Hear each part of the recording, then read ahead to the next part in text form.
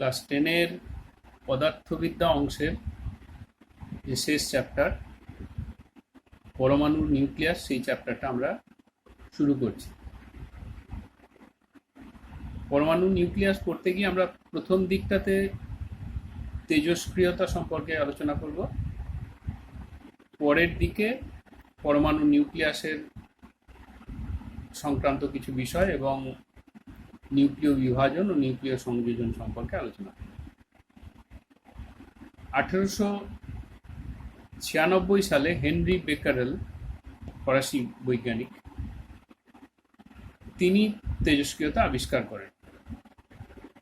তিনি যেটা করছিলেন তখন ইউরেনিয়ামের একটা যৌগ, লবণ, ইউরেনিয়াম পটাশিয়াম সালফেট, এইটা নিয়ে তিনি পরীক্ষা করছিলেন। এবং উনি এই যে ইউরেনিয়ামের যে লবণ, তার যে স্যাম্পলটা, সেই স্যাম্পলটা কালো কাগজে ঢেকে তারপর রাখতেন। এবং তাতে তিনি লক্ষ্য করলেন যে ইউরেনিয়াম লবণকে কালো কাগজে ঢেকে রাখা সত্ত্বেও তার থেকে কোনো অদৃশ্য রশ্মি বেরিয়ে এর আশেপাশে যে ফটোগ্রাফিক প্লেটগুলো আছে সেই প্লেটগুলোকে নষ্ট করে দিচ্ছে। একটা ফটোগ্রাফিক প্লেট হচ্ছে এই ধরনের রশ্মির ডিটেকশনের জন্য অত্যন্ত জরুরি একটা, মানে জরুরি নয়, একটা খুব সিম্পল একটা ব্যবস্থা, যেখানে ওই ফটোগ্রাফিক প্লেটটা যদি নষ্ট হয়ে যায় তার মানে বুঝতে হবে যে ওর উপর কোনো রশ্মি পড়েছে। আগে যখন আমাদের ফিল্ম ক্যামেরা ছিল তখন ফিল্মে আলো পড়লে ফিল্মটা নষ্ট হয়ে যেত। এই নষ্ট হয়ে যাওয়াটা এটা বোঝাতো যে ওখানে আলো পড়েছে। তো হেনরি বেকারেল লক্ষ্য করলেন যে ইউরেনিয়াম পটাশিয়াম সালফেটের ওই স্যাম্পল তিনি যেগুলো নিয়ে কাজ করছিলেন সেগুলোকে কালো কাগজে ঢেকে রাখা সত্ত্বেও সেগুলো ফটোগ্রাফিক প্লেটকে নষ্ট করছে। তো এই ভাবনা থেকে বা এই বিষয়গুলো থেকে তিনি আবিষ্কার করলেন যে এই ধরনের পদার্থগুলো, পরবর্তীকালে আরও পদার্থ আমি লিখেছি ওখানে, দেখ, ইউরেনিয়াম, আগেই তার কথা বললাম, থোরিয়াম, পোলোনিয়াম, রেডিয়াম, এরকম অনেক তেজস্ক্রিয় মৌল এবং সব ভারী মৌল এগুলো। এরা যেমন ইউরেনিয়ামের পারমাণবিক সংখ্যা কত, 92।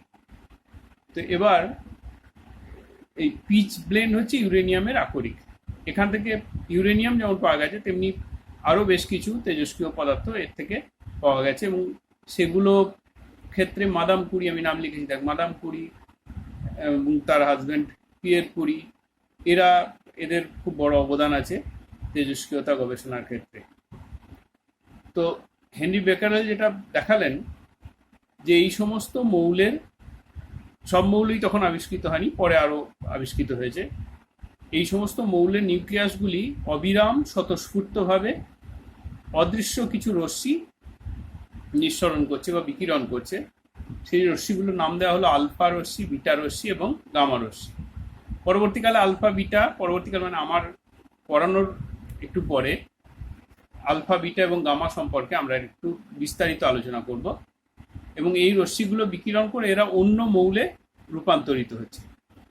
যদিও পরে দেখা যায় যে আলফা এবং বিটা রশ্মি বিকিরণ করার ফলে অন্য মৌলে রূপান্তরিত হয়, গামা রশ্মি বিকিরণ করার ফলে অন্য মৌলে রূপান্তরিত হয় না, তার শক্তির একটা পরিবর্তন ঘটে। এবং এই যে বিকিরণগুলো, সেগুলো বাহ্যিক চাপ, তাপমাত্রা, রাসায়নিক বিক্রিয়া মানে একটা ইউরেনিয়াম শুধু একটা মৌল ছিল, সে আবার একটা যৌগ গঠন করলো, তাতে তার কিন্তু এই যে ধর্মটা, এই ধর্মটার কোনো পরিবর্তন হয় না, বা তড়িৎ ক্ষেত্র বা চৌম্বক ক্ষেত্রেরও কোনো প্রভাব এখানে নেই। তো তাহলে সম্পূর্ণ স্বতঃস্ফূর্তভাবে বাইরের কোনো প্রভাবকে উপেক্ষা করে বা কোনো প্রভাব থাকলেও তার জন্য কোনো পরিবর্তন না হয় অবিরাম মানে কন্টিনিউয়াস এই ধরনের রশ্মিগুলো বিকিরিত হচ্ছে। এরকম ইউরেনিয়াম, থোরিয়াম, পোলোনিয়াম, রেডিয়াম, প্রোট্যাক্টিনিয়াম, এরকম আরও বেশ কিছু পদার্থ আমরা পরে আলোচনা করব হয়তো। তো সেগুলো থেকে বিকিরিত হচ্ছে এবং ওরা অন্য মৌলে রূপান্তরিত হচ্ছে। তো এই যে রশ্মিগুলো বিকিরিত হচ্ছে, অর্থাৎ এখানে আলফা বিটা গামা, সেই রশ্মিগুলোকে নাম দেওয়া হলো বেকারেল রশ্মি বা তেজস্ক্রিয় বিকিরণ বা তেজস্ক্রিয় রশ্মি। আর এই যে পদ্ধতিটা বা প্রক্রিয়াটা, এই প্রক্রিয়াটাকে বলা হলো তেজস্ক্রিয়তা। তেজস্ক্রিয়তা ইংরেজি আমরা বোধহয় সবাই জানি রেডিও অ্যাক্টিভিটি। আর এই যে পদার্থগুলো অর্থাৎ ইউরেনিয়াম, থোরিয়াম, পোলোনিয়াম, রেডিয়াম, এগুলো হচ্ছে তেজস্ক্রিয় পদার্থ। যদিও তেজস্ক্রিয় কথাটা যেহেতু তোরা এখন বেশ খানিকটা বড় হয়েছিস বলে আমি আগে থেকেই বলতে শুরু করেছি, কিন্তু তার সিদ্ধান্তটা এখন এলো। এবার এখানে আরেকটা লিখেছি আমি যে জেনন, এটা একটা তেজস্ক্রিয় গ্যাস। এরকম অনেক তেজস্ক্রিয় পদার্থ তারপরে আবিষ্কৃত হয়েছে। এবার আমি এই ডান দিকের অংশটা পড়ছি। যেসব মৌলের নিউক্লিয়াসে নিউট্রন ও প্রোটন সংখ্যার অনুপাত 1.5-এর বেশি, সেই নিউক্লিয়াসগুলি অস্থায়ী। এবার কারা কারা তেজস্ক্রিয় হয়, কোন মৌলগুলো তেজস্ক্রিয় হয়, তার একটা ধারণা বা হিসেব দেওয়ার চেষ্টা হতে শুরু করলো। তাতে দেখা গেল যে নিউক্লিয়াসে নিউট্রন ও প্রোটন সংখ্যার অনুপাত যদি 1.5-এর বেশি হয়, তাহলে সেই নিউক্লিয়াসগুলো অস্থায়ী এবং তারা স্বতঃস্ফূর্তভাবে তেজস্ক্রিয় বিকিরণ করে স্থায়ী হতে চেষ্টা করে।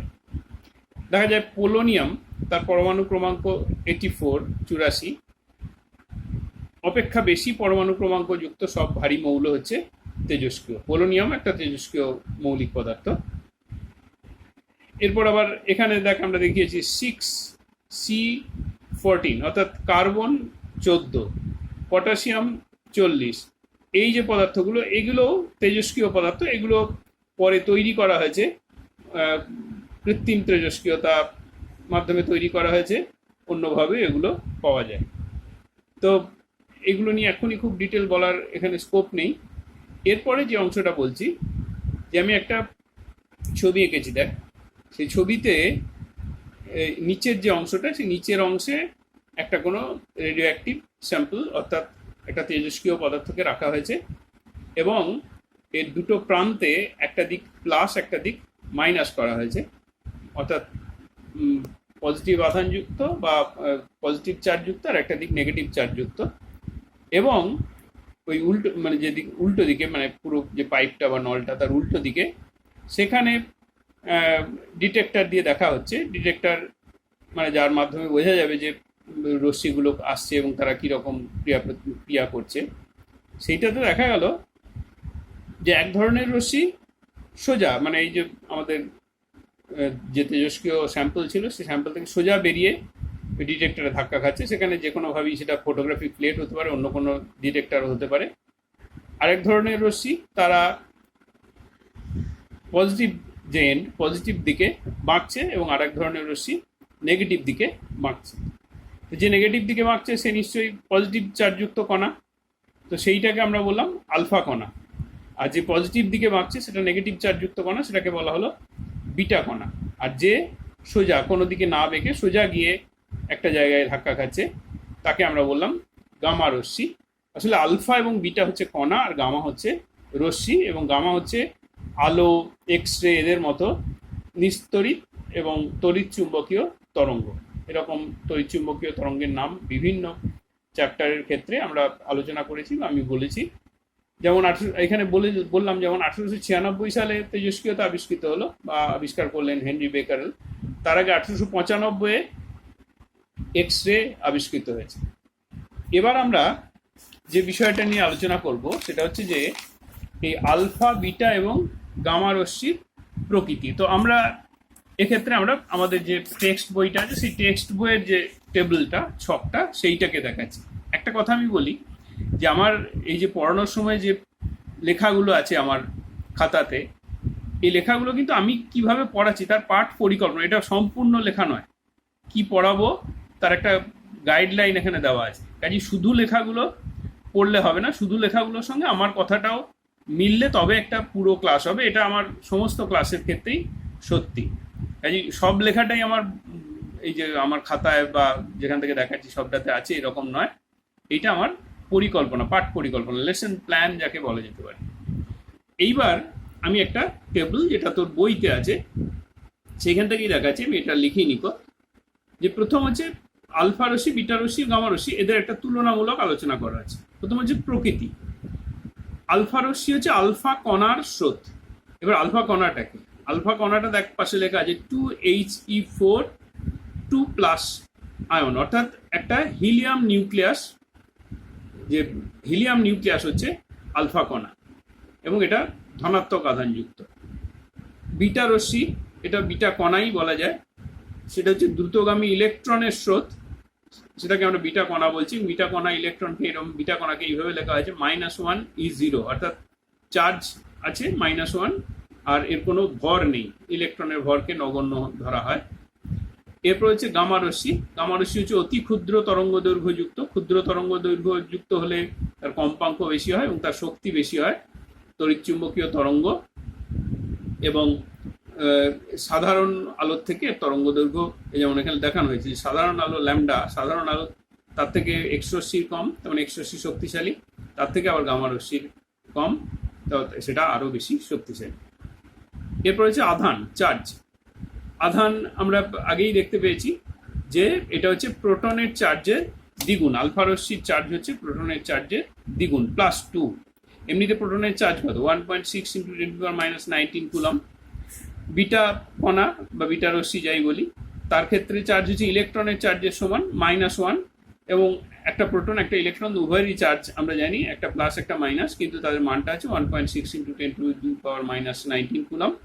আর গামা রশ্মি হচ্ছে চার্জবিহীন, শূন্য, সেটা গামা রশ্মির চার্জ নেই, নিস্তরিত, আমি আগেই লিখেছিলাম।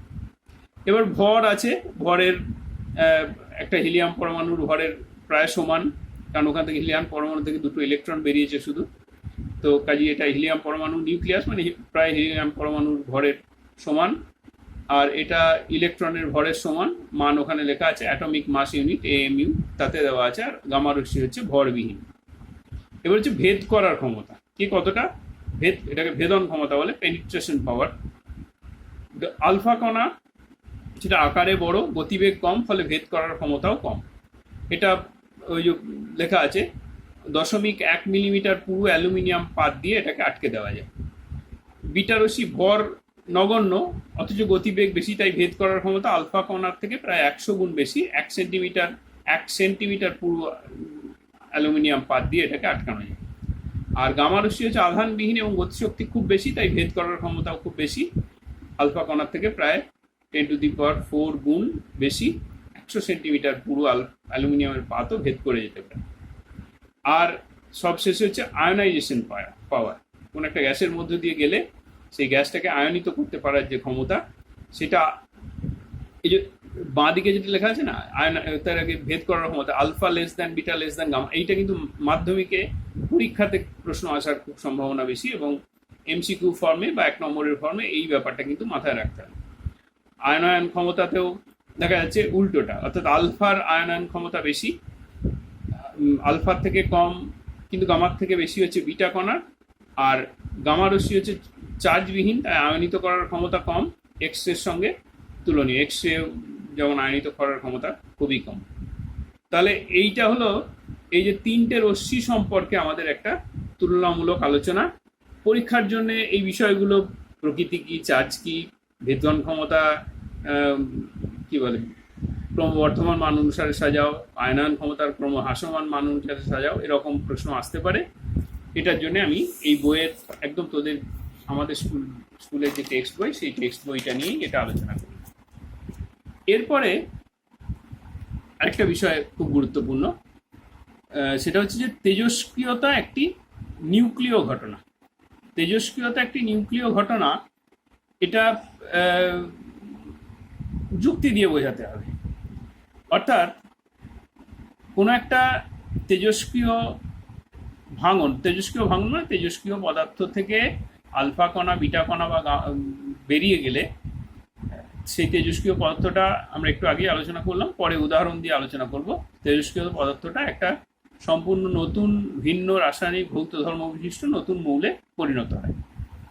তো এই যে ব্যাপারটা হলো, এইটা ব্যাখ্যা করতে হবে কিরকম। আমি এখানে দেখ লাল কালিতে লিখেছি রেডিয়াম ও রেডিয়াম সালফেট।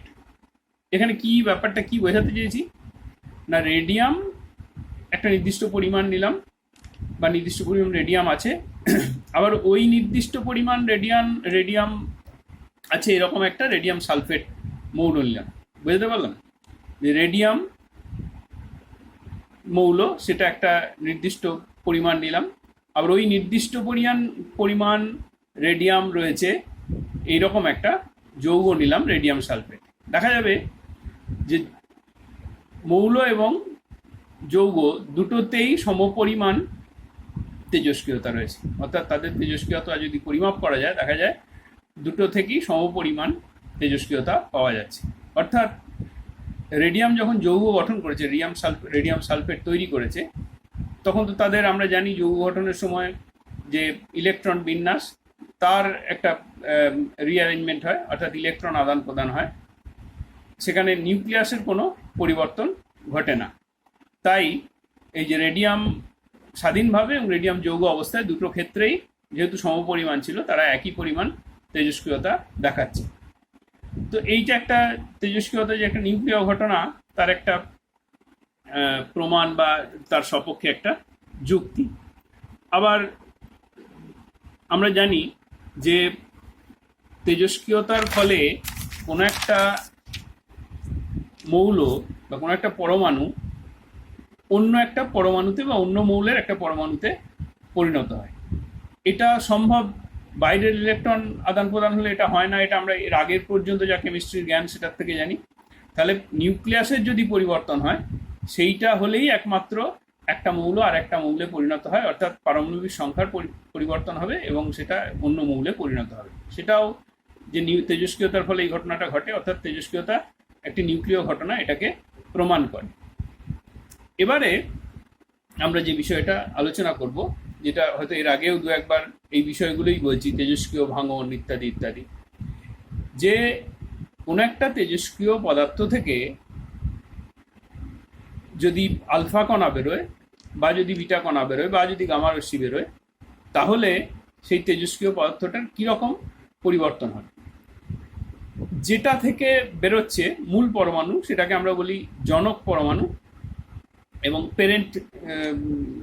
প্যারেন্ট অ্যাটম বা প্যারেন্ট নিউক্লিয়াসটাকে প্যারেন্ট নিউক্লিয়াস বলা হয়, এবং যেটা তৈরি হলো সেই পরমাণুটাকে আমরা দুহিতা পরমাণু, ডটার অ্যাটম বা ওর যে নিউক্লিয়াসকে আমরা ডটার নিউক্লিয়াস বলি। এক্ষেত্রে আমরা তো এই যে গঠনগুলো দেখাচ্ছি এগুলো নিউক্লিয়াসের গঠন বলে, ওটাকে ডটার নিউক্লিয়াস বলা হয় আর ওটাকে প্যারেন্ট নিউক্লিয়াস বলা হয়।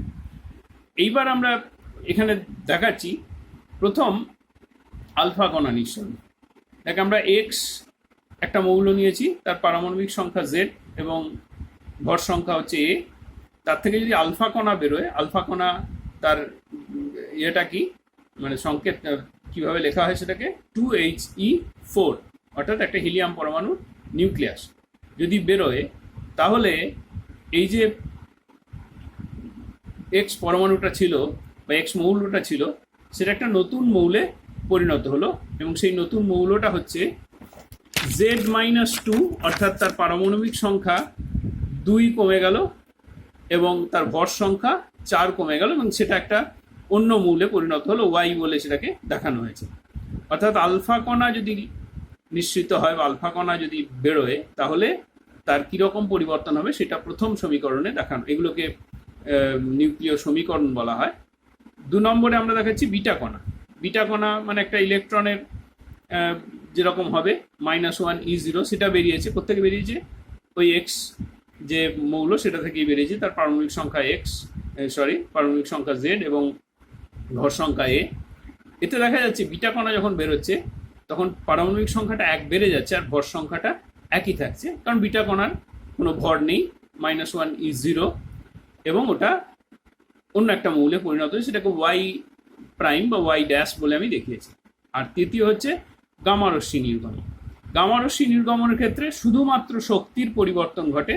অতিরিক্ত শক্তি সম্পন্ন নিউক্লিয়াস, সেগুলো থেকে গামা রশ্মি নির্গত হয়ে নিউক্লিয়াসটা সুস্থিত হয়, তার শক্তি কমে যায়। এবং গামা রশ্মি আমি আগেই বলেছি এটা হচ্ছে তড়িৎচুম্বকীয় তরঙ্গ, এটা একটা উচ্চ শক্তির ফোটন কণার স্রোত, এবং এর তরঙ্গ দৈর্ঘ্য হচ্ছে 10⁻⁻12 মিটার, তার থেকেও কম, এবং এটা ভরহীন এবং চার্জহীন। আগে আলোচনা হয়েছে, আর একবার এর কথা বললাম। এবার এই যে সূত্রগুলো, এখানে যে সূত্র বা সমীকরণগুলো লেখা হলো, এগুলো সূত্র বলে অ্যাকচুয়ালি। এগুলো শডি বলে একজন বিজ্ঞানী, শডির সরণ সূত্র বলা হয়, শডিজ ডিসপ্লেসমেন্ট ল। এই শডিজ ডিসপ্লেসমেন্ট ল ব্যাপারটা কি আমি এখানে লিখেছি, দেখ, শডিজ সরণ সূত্র। এই যে প্রথম সমীকরণটা আমরা দেখতে পাচ্ছি যে তেজস্ক্রিয় মৌলটা থেকে আলফা কণা নিঃসৃত হয়েছে সেই তেজস্ক্রিয় মৌলটার পারমাণবিক সংখ্যা 2 কমে গেছে, অর্থাৎ পর্যায় সারণীতে ওটা দুঘর পিছিয়ে চলে এলো। নতুন যে মৌলটা তৈরি হলো সেটা দুঘর পিছিয়ে এলো, দুঘর সরে গেল। আবার দ্বিতীয় ক্ষেত্রে তার পারমাণবিক সংখ্যা 1 বেড়ে গেছে। এই 1 বেড়ে যাওয়ার ব্যাপারটা আমি একটু পরে আলোচনা করছি। 1 বেড়ে গেছে, আপাতত শুধু এইভাবেই মনে রাখ। এই 1 যে বাড়লো, এই 1 বেড়ে যাওয়াটার ফলে ও পর্যায় সারণীতে 1 ঘর এগিয়ে গেল, অর্থাৎ তার স্মরণ হলো। এই দুটো সমীকরণকে বলা হয়, বা এই দুটো সূত্রকে বলা হয় স্মরণ সূত্র। গামা রশ্মি নির্গমনের ফলে কি ঘটনা ঘটে সেটা আমরা আগেই আলোচনা করেছি। এইবার আমি এদের কিছু উদাহরণ দিয়েছি। প্রথমে হচ্ছে আলফা ডিকে, অর্থাৎ আলফা বেরোচ্ছে, আলফা কণা বেরোচ্ছে। আলফা কণা আবার বলছি 2He4। এখানে প্রথম আমরা রেডিয়াম আর এ, এটা 88 226, তার থেকে আলফা কণা বেরিয়েছে, তাহলে এটা রেডনে পরিণত হয়েছে। এই রেডন 86 222 222, এই হলো একটা সমীকরণ। তাহলে তুই যদি পর্যায় সারণী লক্ষ্য করিস তাহলে রেডিয়াম আর রেডনের যে অবস্থান সেটা দেখলেই তুই বুঝতে পারবি এটা কোথায় গেল। আবার রেডন 86 222, সেখান থেকে যদি আলফা কণা বেরোয় তাহলে ওটা 86 মানে 2 কমে গেল, 84 হলো। পোলোনিয়াম 218 তাতে পরিণত হলো। তো এই দুটো উদাহরণ দিয়েছি। বইয়েতেও একটা উদাহরণ আছে, দেখবি তোদের টেক্সট বইয়ে, ইউরেনিয়াম 92 238, সেটা থেকে যদি আলফা কণা বেরোয় তাহলে ওটা থোরিয়াম 90 234 পরিণত হবে আলফা কণা নিঃসরণের ফলে। তাহলে পর্যায় সারণীতে দুঘর পিছনে চলে গেল। এইটা সঠিক স্মরণসূত্রের একটা। আর দ্বিতীয়টা হচ্ছে বিটা ডিকে। বিটা ডিকে আমরা যে বিটা ডিকে আমরা যেটা দেখিয়েছি, এটা হচ্ছে 90 থোরিয়াম 234, সেটার থেকে যদি বিটা কণা বেরোয় তাহলে ওটা 90টা 91 হলো, 1 বাড়লো, এবং প্রোট্যাক্টেনিয়াম তাতে পরিণত হলো, এবং এটা 234ই রইল ভর সংখ্যাটা। এইবার এখানে যে ব্যাপারটা বলার সেটা হচ্ছে যে আমাদের এই যে পরমাণুগুলোর নিউক্লিয়াসে একটা পরিবর্তন হচ্ছে। নিউট্রনটা একটা প্রোটন এবং একটা ইলেকট্রনে রূপান্তরিত হচ্ছে। এর ফলে এই যে ইলেকট্রনটা আমরা যে এতক্ষণ বলছি বিটা কণার সাথে, এই বিটা কণা ইলেকট্রন, এই ইলেকট্রনটা কিন্তু বাইরের কক্ষের ইলেকট্রন নয়। বাইরের কক্ষের ইলেকট্রন বেরিয়ে এলে বা ঢুকলে তো আয়নে পরিণত হয়, নতুন মৌলে পরিণত হওয়ার কোনো ব্যাপার তো ঘটে না। এতদিন পর্যন্ত আমরা যা কেমিস্ট্রি পড়েছি তাতে তাই দেখেছি। কিন্তু এখানে আসলে পরমাণুর নিউক্লিয়াসের মধ্যে একটা নিউট্রন, একটা প্রোটন এবং একটা ইলেকট্রনে রূপান্তরিত হয়েছে। দেখ আমি এখানে দেখিয়েছি যে একটা 0n1 নিউট্রন, 0n মানে চার্জ নেই, ভর আছে, সেটা একটা প্রোটন, চার্জ আছে, ভর আছে, এবং আর একটা ইলেকট্রনে পরিণত হচ্ছে। এই যে ইলেকট্রন পরিণত হলো, এই ইলেকট্রনটা হচ্ছে বিটা কণা, এটাই নির্গত হলো, এবং এই নির্গত হওয়ার ফলে পরমাণুটাই পাল্টে গেল, তার নিউক্লিয়াসটা পাল্টে গেল। এবার দেখ, তাহলে একটা নিউক্লিয়াসে নিউট্রন যদি একটা প্রোটনে পরিণত হয় তাহলে একটা প্রোটন তো বেড়ে গেল নিউক্লিয়াসে। তাহলে প্রোটন যদি নিউক্লিয়াসে বেড়ে গেল তাহলে তার পারমাণবিক অঙ্ক 1 বেড়ে গেল, আর একটা নিউট্রন কমে গেল, একটা প্রোটন বেড়ে গেল, আর নিউট্রন প্রোটনের যোগফল হচ্ছে ভর সংখ্যা, তাহলে ভর সংখ্যাটা একই রইল। এইটা একটু পরিষ্কার করে ভালো করে বোঝার চেষ্টা কর, বুঝবি। তো এইটা ছিল বিটা ডিকে। আর এরপরে যে বিষয়টা বলার, যে কোনো তেজস্ক্রিয় পদার্থে প্রতি সেকেন্ডে যতগুলি নিউক্লিয়াসের বিঘটন ঘটে, বিঘটন মানে ওই যে একটা নিউক্লিয়াস থেকে আলফা কণা বেরোচ্ছে বা বিটা কণা বেরোচ্ছে, তাকে ওই পদার্থের সক্রিয়তা বলে। যে তেজস্ক্রিয় পদার্থটা কতটা সক্রিয় সেটা বোঝাবো কি করে, না প্রতি সেকেন্ডে যতগুলো নিউক্লিয়াসের ডিকে হচ্ছে, বিঘটন হচ্ছে। এই সক্রিয়তার এসআই একক হচ্ছে বেকারেল। এটাই পরীক্ষায় পড়বে, সক্রিয়তার এসআই একক লেখো বেকারেল। এবং সেকেন্ডে একটা বিঘটন মানে 1 বেকারেল, 1 সেকেন্ডে একটা বিঘটন, একটা ডিকে, সেটা হচ্ছে 1 বেকারেল। আরেকটা একক হচ্ছে কুরি, সিআই দিয়ে বুঝিয়েছি, মানে 1 কিউরি সমান কিউরি বলা যেতে পারে, 3.7 × 10⁻10 বেকারেল। এইটা ছিল সক্রিয়তা সম্পর্কে আলোচনা। নেক্সট যে বিষয়টা বলা সেটা হচ্ছে যে তেজস্ক্রিয়তার ব্যবহার। তেজস্ক্রিয়তার ব্যবহার হচ্ছে প্রাচীন বস্তুর বয়স নির্ধারণ করতে তেজস্ক্রিয় কার্বন, আমি বলেছিলাম আগে 6C14, কার্বন 14, এটা হলো তেজস্ক্রিয় কার্বন। এই তেজস্ক্রিয় কার্বন এইটাকে ব্যবহার করা হয়, এটাকে বলে রেডিও কার্বন ডেটিং। আমি একেবারেই ডিটেলে বলছি না, তবে এইটুকু বলা যেতে পারে যে যে কোনো, এটা সাধারণত বেশিরভাগ ক্ষেত্রে, সাধারণত না, মানে যাদের প্রাণ আছে, প্রাণ ছিল, প্রাণী বা উদ্ভিদ, সেই ধরনের যে তাদের যে ফসিল বা ইত্যাদি তার বয়স নির্ধারণের ক্ষেত্রে এটা ব্যবহার করা হয়। কিছু কিছু মানে প্রাণহীন পদার্থের ক্ষেত্রেও এই রেডিও কার্বন ডেটিং ব্যবহার করা হয়। তো এখানে যেটা হয় সেটা হচ্ছে যে কোনো তেজস্ক্রিয় পদার্থ তার একটা ক্ষয় হয়, এবং ক্ষয় হতে হতে সে একটা সময়, একটা হিসেব আছে, একটা সময় ওই পদার্থটা অর্ধেক পরিমাণে পরিণত হয় বা ভর অর্ধেক হয়ে যায়। এই যে সময় এই ঘটনাটা ঘটে তাকে বলা হয় অর্ধায়ু। সমস্ত তেজস্ক্রিয় পদার্থের একটা করে অর্ধায়ু আছে, এখানে সেগুলো আলোচনার বিষয় নয় বলে আমি আর দেখাইনি।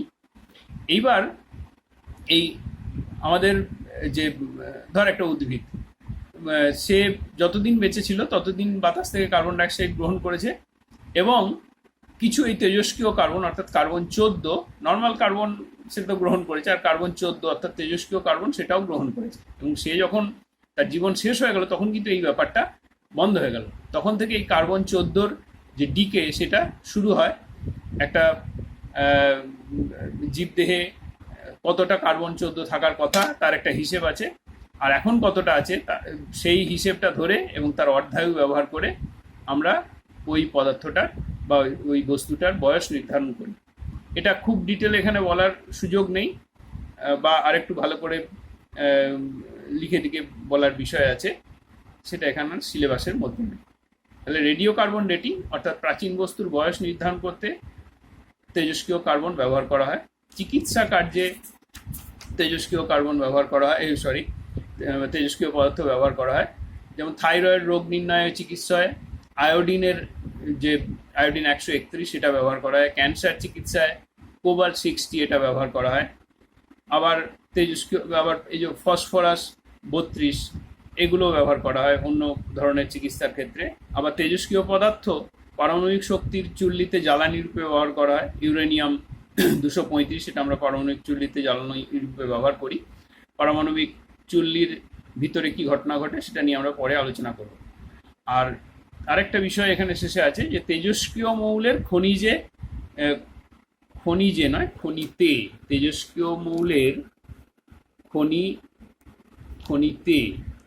তেজস্ক্রিয় মৌলের খনিতে হিলিয়াম গ্যাস পাওয়া যায়। এর কারণটা হচ্ছে যে তেজস্ক্রিয় মৌল আমরা দেখছি সেখানে আলফা কণা নিঃসৃত হয় সেই ধরনের তেজস্ক্রিয় মৌলের খনিতেই, যারা আলফা কণা বেশি নিঃসরণ করে সেখান থেকে আলফা কণা যদি নিঃসৃত হয়, আলফা কণা মানে আমরা জানি 2He4, অর্থাৎ তার আমি 2He4 না লিখে ওখানে 2+ লিখেছি, অর্থাৎ আয়ন, হিলিয়াম আয়ন, সেটা বাইরে এসে চারপাশ থেকে দুটো ইলেকট্রন গ্রহণ করে সেটা হিলিয়ামে পরিণত হয়। সেই জন্য তেজস্ক্রিয় মৌলের খনিতে বা তার কাছাকাছি জায়গাতে হিলিয়াম গ্যাসের আধিক্য দেখা যায়। এইটা ছিল আমাদের আজকের এই যে পরমাণুর নিউক্লিয়াস এই চ্যাপ্টারের প্রথম অংশটা, অর্থাৎ এখানে মূলত তেজস্ক্রিয়তা সম্পর্কে আলোচনা করা হলো। এরপরে আমরা পরমাণুর নিউক্লিয়াসের সঙ্গে সংশ্লিষ্ট কয়েকটি বিষয় সেগুলো আমরা আলোচনা করব, ভর ত্রুটি, বন্ধন শক্তি ইত্যাদি ইত্যাদি, এবং তারপরে নিউক্লিয় বিভাজন ও নিউক্লিয় সংযোজন আলোচনা করব। নিউক্লিয়াস পাওয়ার সম্পর্কে অ্যাকচুয়ালি আমরা আলোচনা করব। তা আজকে আমরা এখানেই আমাদের যে প্রথম ক্লাস সেটাকে শেষ করছি।